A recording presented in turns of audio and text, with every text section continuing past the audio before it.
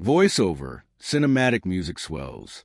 What if a civilization thousands of years ago tried to speak to us, and we're only just beginning to understand?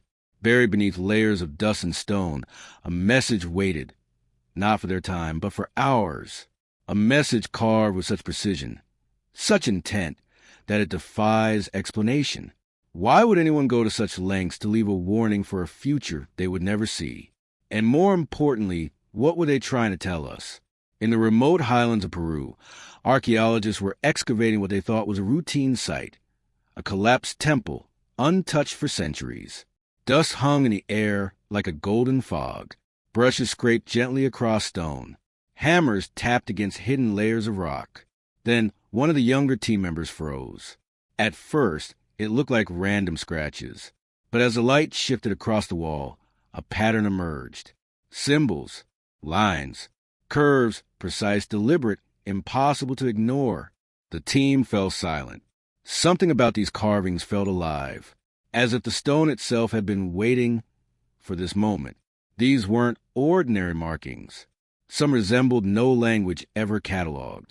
Others aligned with constellations in ways modern astronomy could verify. One sequence mirrored a mathematical concept thought to have been discovered thousands of years later. How could society, lacking telescopes or advanced math, carve this knowledge into stone?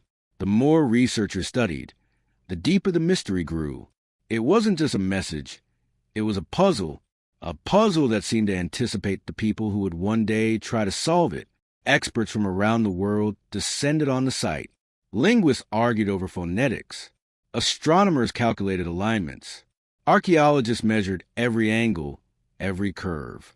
Piece by piece, the stone began to speak, but what it said made researchers uneasy. Some translations hinted at events that had already occurred, centuries before anyone would have documented them. Others seemed to predict cycles of catastrophe. Breakthroughs were followed by dead ends. Excitement gave way to frustration, and every revelation raised more questions than answers. One researcher whispered during a late-night session, "This isn't just history, it's a warning." Interpretations diverged wildly.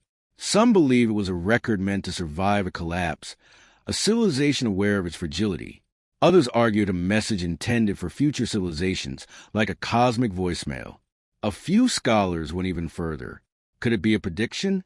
A repeating cycle of human folly, encoded in stone to remind us not to repeat their mistakes? Every symbol, every line, seemed deliberate. Every alignment calculated.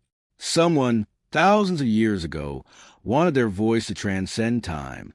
And here's the part that keeps experts awake at night. What if they knew something we don't? What if this wasn't just a message, but a warning about a fate still waiting for us? Are we walking the same path they did?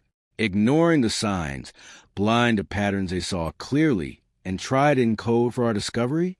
The stone doesn't scream. It doesn't plead. It simply exists, patient and silent, waiting, watching. Maybe the real mystery isn't what they carve into the stone, but why they believe someone like us, millennia later, would find it. And maybe, just maybe, the warning was never for them at all. Music fades, leaving a lingering echo. Who are we, if not the civilization that finally reads their message?